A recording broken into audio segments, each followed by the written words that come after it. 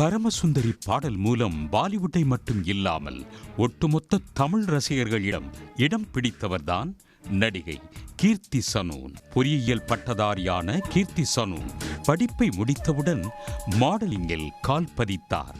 இவர் தனது முதல் படத்தை தெலுங்கு சினிமாவில் தான் நடித்திருந்தார்.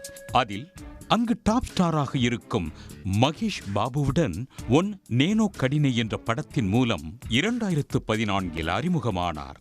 இதன் பின் ஹீரோ பண்டி என்ற பாலிவுட் படத்தில் நடித்ததன் மூலம் பிலிம்பேர் விருது பெற்றார்.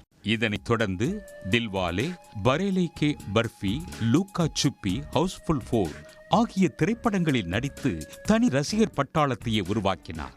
நடிகர் தனுஷுடன் இணைந்து நடித்த தேரே இஷ்க் மே திரைப்படம் சமீபத்தில் வெளியாகி ரசிகர்களிடம் வரவேற்பை பெற்று வசூலை குவித்து வருகிறது. இது மட்டும் இல்லாமல் சோசியல் மீடியாவில் ஆக்டிவாகவும் இருக்கிறார் நடிகை கீர்த்தி சனோன். இந்த நிலையில்தான் அவர் ஊடகம் ஒன்றுக்கு அளித்த பேட்டி பெரும் சர்ச்சையை ஏற்படுத்தியுள்ளது. அந்த நேர்காணலில் நீங்கள் உயரமாக இருப்பதால் உங்களை விட உயரம் குறைவாக இருக்கும் நடிகர்களுடன் நடிக்கும் போது சிரமம் ஏற்பட்டதுண்டா என அந்த நெறியாளர் கேட்டார். அதற்கு பல நடிகர்களுடன் அந்த சிரமத்தை அனுபவித்துள்ளேன் என கீர்த்தி சனோன் கூறியுள்ளார்.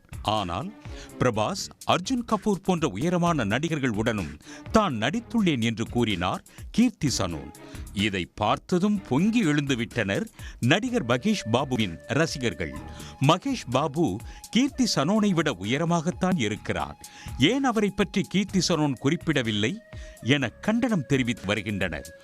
முதல் படத்தில் நடிக்க வாய்ப்பு கொடுத்தவரையே கீர்த்தி சனோன் மறந்துவிட்டார் என்று குற்றம் சாட்டி வரும் மகேஷ் பாபுவின் ரசிகர்கள் கீர்த்தி சனோனை ட்ரோல் செய்து வருகின்றனர்.